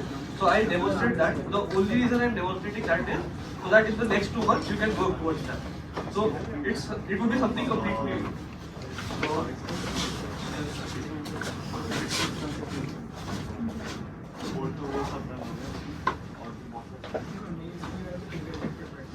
So this is the microcontroller. So this is in the form factor of an Arduino Nano. This is called the STM32. I'll come to it. First look at it. So this is the STM32 black film. So this one you can get for around 500 rupees. And you can't directly program this. Like an Arduino you saw, there was a programmer. Here there is no programmer. So you need a specific programmer. So this is the original programmer made by ST Microelectronics. This will go around 1200. So if you want to purchase, you can purchase. Otherwise, there are Chinese clothes floating around for around 800, 900 also. So it's up to you. Both function exactly the same. There is no difference in their function at all. So I'll just show you. So this is Cube IDE. This is an IDE, integrated development environment, built upon Eclipse IDE. This is made by ST Microelectronics for development of ST microcontrollers. So I'll just go about it. So we'll write first go to Cube and STM32 project.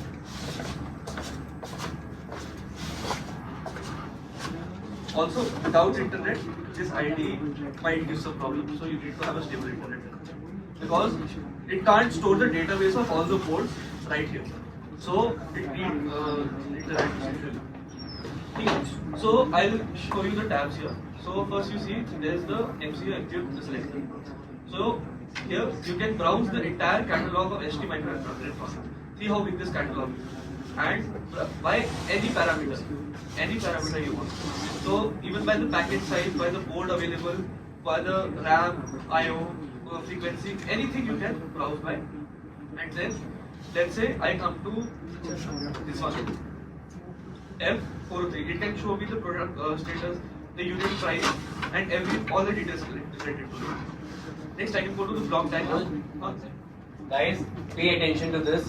Leave your current task for now. And this is very important because we won't be working with Arduino in the next session. We'll be working with this. So study this, and any doubts, just ask him. But pay attention over here. And I know it will be like a lot for you, but once you install it and start working with it, fall in love with it, and I can guarantee that. So most of the code that we write for our lower embedded code is written in here only. So it's a very great idea. So here you can see the block diagram for the entire thing. Then when you go to docs and resources, everything for you is in one place only. So you don't have to like wander around websites and documentation to go for stuff. You just do this. And then you go to datasheet, it will download the datasheet and open it. Datasheet for the entire microcontroller. So everything related to the microcontroller, from each register to each package to each what each pin does, how it's internally arranged, everything is available here for your development. Literally, there is nothing about this microcontroller that is not present in this. Moving on. So, and it will also allow you to purchase it from ST's own website. So, I have selected. So this is STM32 F401 CC. So I have favorited this so that I can, like, most of my development is done on this, so I have favorited this and I'll just select this. I'll do this. Now I select the target language, and binary should be executable, and the project type should be STM32. I'll just put here RAS.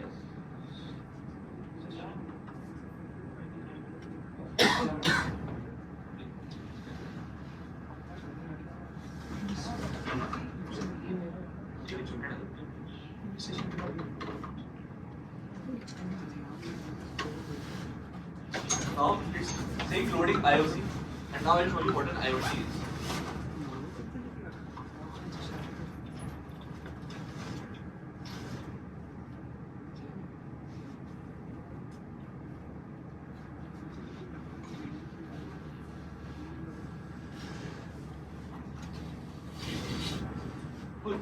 So what you see here, if you look, there's a chip here. That chip is this chip. So all the like the pins, you can individually program here. So how do we know which pin has what functionality? One thing is you can select each pin and just like go there. But because it's on a development board, so each pin is mapped to a header. So how do we know that?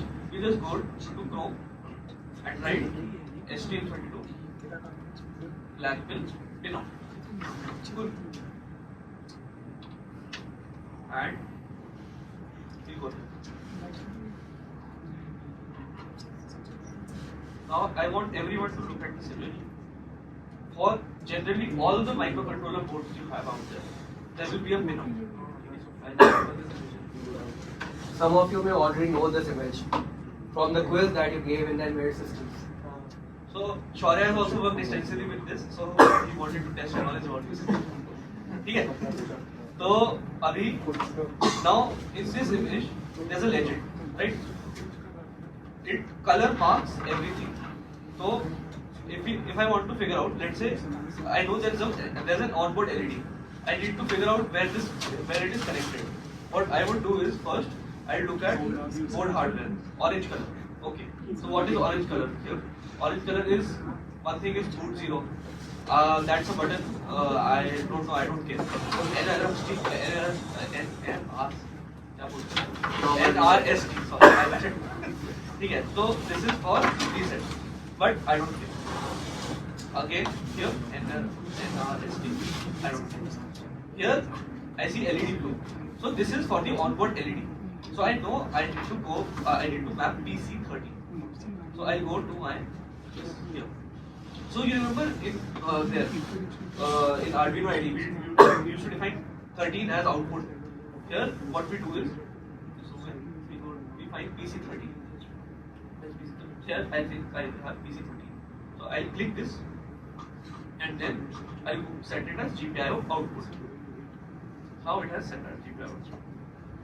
Then it has each microcontroller has a lot of components like system core, analog components, timers.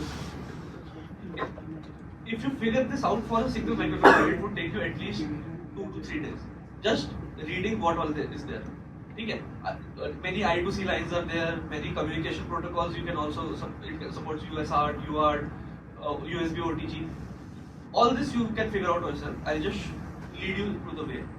So RCC is, so here we configure the clock. So here we use, why do we use this? So for generating the clock, here you see there's a crystal oscillator. By default in Arduino it is connected and we can directly use it. But for STM32, we actually need to specify that we are connecting it and we are using it. Cool. So that's how we do it. Then there are other views here also. This is the pin configuration. Then we can go to system view. What system view does is it lists out the systems that you have configured and you can actually play around with them. If I say like npip, I can play around with the npip settings. NVIC is nothing but a nested vector interrupt controller. So there are two things. Nested vector. Vectors, simple, you all know what are vectors. It can go in any direction. So maybe it can be considered as output, it can be considered as input as well, in both directions. Interrupt controller. Interrupt. To interrupt anything. To interrupt any ongoing process, you need this controller. And this nested vector interrupt controller controls all the interrupts, software interrupts, hardware interrupts. The next session will be on timers and interrupts. Maybe you can read about it. Okay. So next we move on to clock configuration. So here the internal clock structure is laid out. So here you can use these system clocks and map it. So let's say I want 72 megahertz clock. I can just do it. So it says current selected sources. I have no selection. So I tell it, okay, you use other sources and you give me a configuration. So it will run iterations and auto configure in a way that it can support my current demands. So the ID is very, very small. Then here is project manager. You can just like do stuff here, settings. You can play around with it. Generally, you don't need to for basic purposes. Here you can like estimate power and do the power consumption and everything here. So once you're done with playing around with the IOC, IOC is basically the configuration of the IO. So everything related to this IC you can configure in here. Once you're done with that, you hit Control S. It asks you, do you want to generate code? I say yes.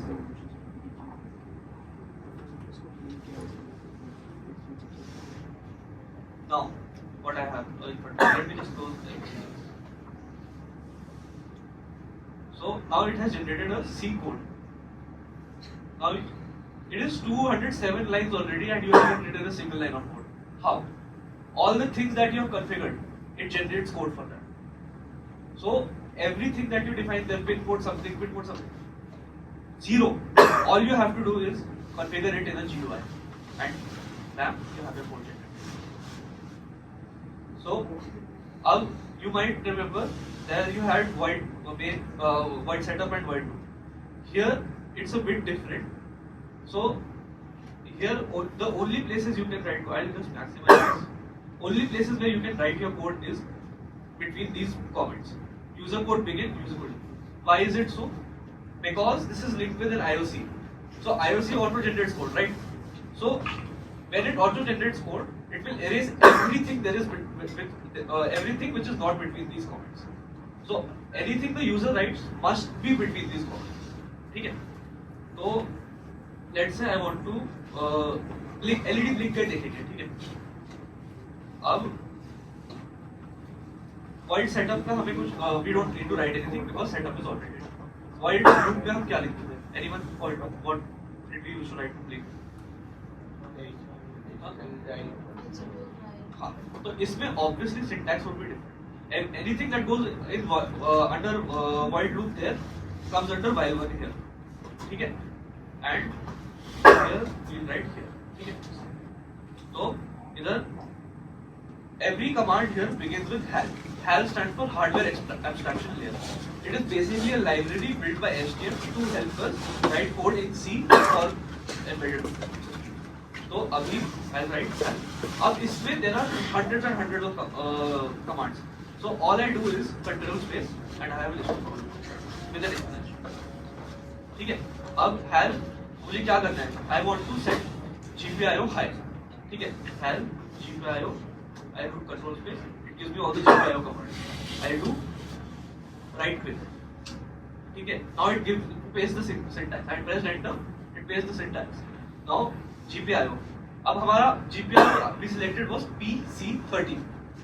It means port 13, port C and pin number 13. So इधर GPIO we do C. अब syntax मेरे को याद रखने की जरूरत नहीं है. I'll just do GPIO C. ठीक है, GPIO pin. I do control space 30. GPIO pin 30. Pin state. All I have to do is select this GPIO underscore pin set. ये syntax है. This you can like learn, but you see how easy it is to develop something here compared to Arduino. मतलब you literally don't have to write code. All you have to do is control space, auto fills everything. अब मेरे को delay करना है, ठीक है? What is the command that you can guess? Speed. क्या नाम होगा command का delay के लिए? Delay, ठीक है? Help delay खत्म बात, ठीक है? All I do is help underscore control space LC क्या यहाँ पे मेरे पास. I have everything that is available to me right in front of me. ठीक है? I'll write delay. See, everything is here. Delay. How much? Let's say 200. Enter. And another neat trick. ठीक है? अब now I'll select this and I'll do controller from next. Keyboard macros. Another very important feature for an ID. ठीक है? अब इसको बस मुझे क्या करना है, सेट करना है. ब्लिंक का कोड क्या है for microcontroller that literally is one amongst thousands of them. किसी ने बैठ के डेडिकेटेडली इसके लिए सॉफ्टवेयर नहीं बनाया. जैसे आर्डुइनो के लिए there are people who are dedicatedly developing for a very small set of microcontrollers. This is very general. So for thousands and thousands of microcontrollers you have the same software, but still it's so simple. That's the elegance of this. अब how do we program this? Programmer तो है नहीं इसमें, there is no programmer here. So what we need is a debugger and a programmer. This is ST-Link, ST-LINK. So we connect this to our PC. This basically serves as a communication between our PC and our ST. इसको connect करेंगे. So another task for you guys: find the equivalent of ST-Link which is present inside the Arduino. ST-Link is used to program the ST microcontroller, right? What is there inside the Arduino that we don't need an ST-Link or some other kind of program? Here we got the ST-Link. अब इसमें there are certain wires. This also supports a variety of protocols. But the protocol we'll be using right now is SWT, which is serial wire debugger. So we connect 4 pins here, which is VCC ground, SWDIO and SWCLK, which stands for serial wire block and serial wire data IO. ठीक है? अब इसको I connected. There are 4 headers here corresponding to that. ठीक है? Now there is still one header left. What is that for? That is so that this can sense the voltage level of this. The programmer can sense the voltage level of the microcontroller. So this programmer can be used for a variety of microcontrollers. 2 minutes.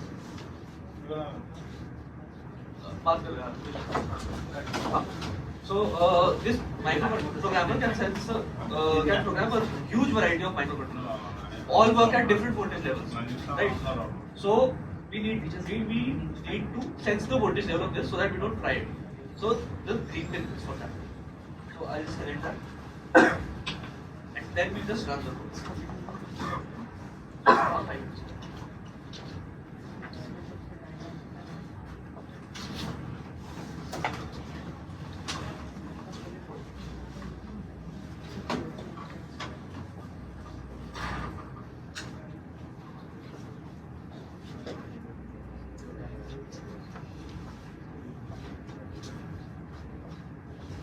So I connect that to the 3v3 here because this is also the 3v3 logic. Okay. Now I go to debug menu.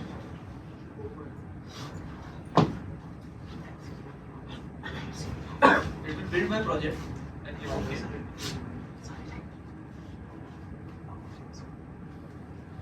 Wait for debugger connection. Now it has got the debugger connection. And now the download has verified successfully. Still you can see that the LED is not blinking. Now why is that? That is because here you see HAL in it. This is a break point. At this point the debugger will come and wait. Now now it will resume only after I give the resume command. You can see the resume command there. So I click resume and now it starts. Okay.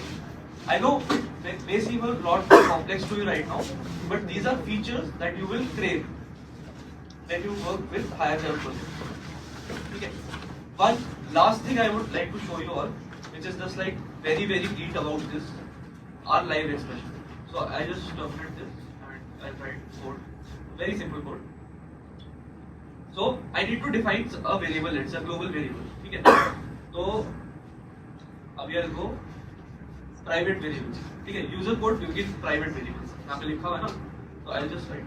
दिख रहा है ना code सबको? Everyone is able to view the code. ठीक है, I'll write uint. Could you zoom in? हाँ, show zoom in.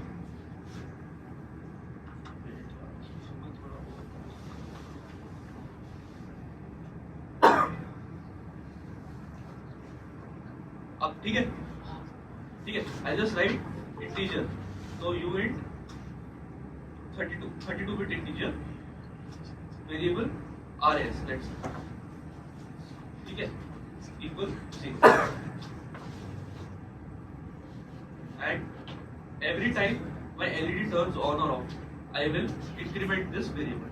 ठीक है, every time my LED turns on, ऐसा कर लेते हैं. ठीक है, तो क्या नाम था मेरे वेरिएबल का? I forgot. I'll do control space RS. ठीक है, I'll save this. I'll go to debug.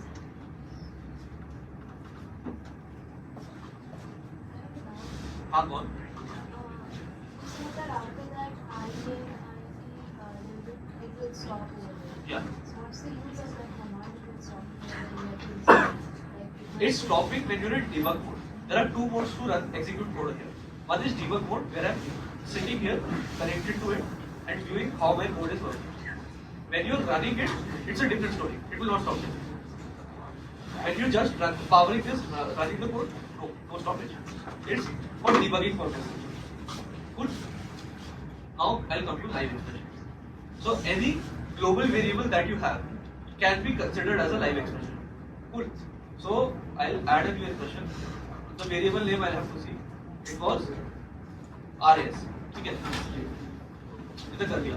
अभी RS की value is 0. Now अब ये देखना. This is the very cool part. इस integer की value real time में you can observe. ठीक है? देखो. Every time the LED is blinking, the variable is changing. तो अब इसे imagine करो कि तुम debugging में कि क्या potential है इसका. ठीक है? And that's not it. I can edit this value. I can start this counter from 0. ठीक है? तो actually जब तुम्हारा system plugged in होता है, तो you can edit the values on the fly. Example देता हूँ. मेरे rover पे. This is used to control the motors. अब every time we can't set up the whole system to test the whole rover, right? So what we do is we plug in the STM, we plug in my laptop, and we can just set the direction and the speed on the fly. And उसका observation देख सकते हैं, code on the fly edit हो रहा है साथ के साथ. That is the potential of this. चलो, we'll wrap this up now. And कोई questions है तो पूछ लो. So we are already above time. Thank you so much for some of that.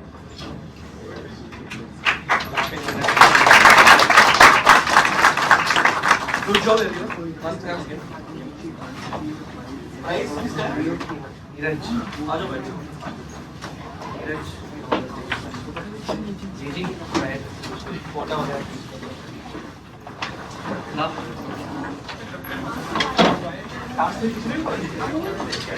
वो क्या ये करवाना चाहिए चीजें. मास से कर लो. मास नहीं कर रहे यहाँ पे बोला है ना.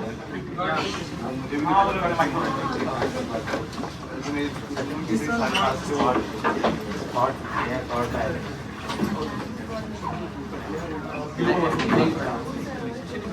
is by not needed to program the order. Before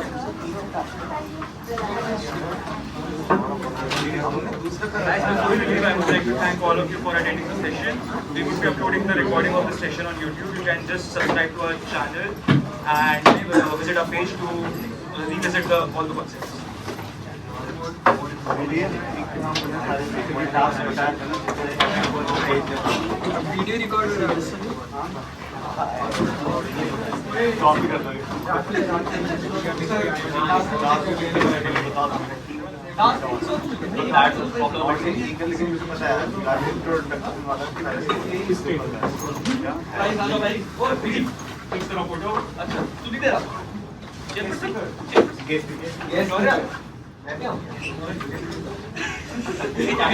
वो बंद कर दो लैपटॉप को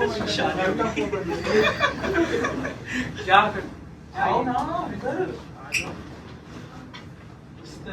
एक इंटरव्यू ऑफिस वाइट बोर्ड किधर आ जाना वाइट बोर्ड किधर आ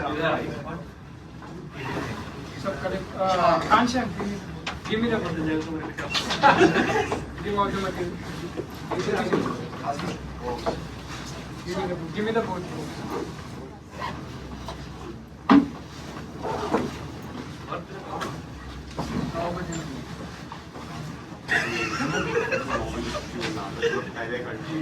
उसको देना है। अच्छा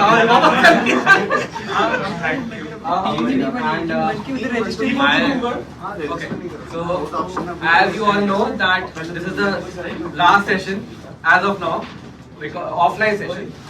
All the rest of the session will be conducted online because we are going back to our house. And we are leaving all the hardware stuff over here. So the RS inventory will always be accessible to you.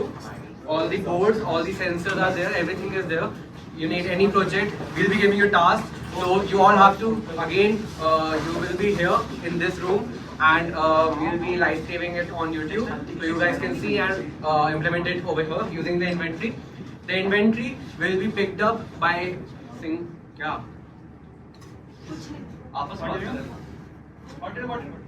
inventory will be picked up by one of you. We'll decide it later. From PT 7 to 9, that is a microcontrollers lab. You will be referencing Sumit sir.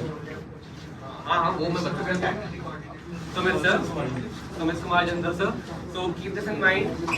Any hardware or anything you want from this inventory, you will be giving us a letter. That letter will be forwarded.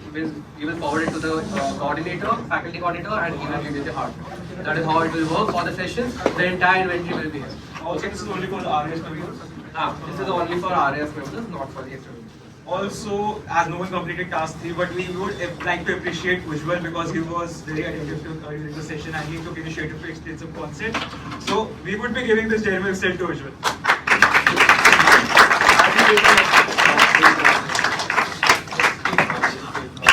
Also, today he implemented the same delay without blink without delay.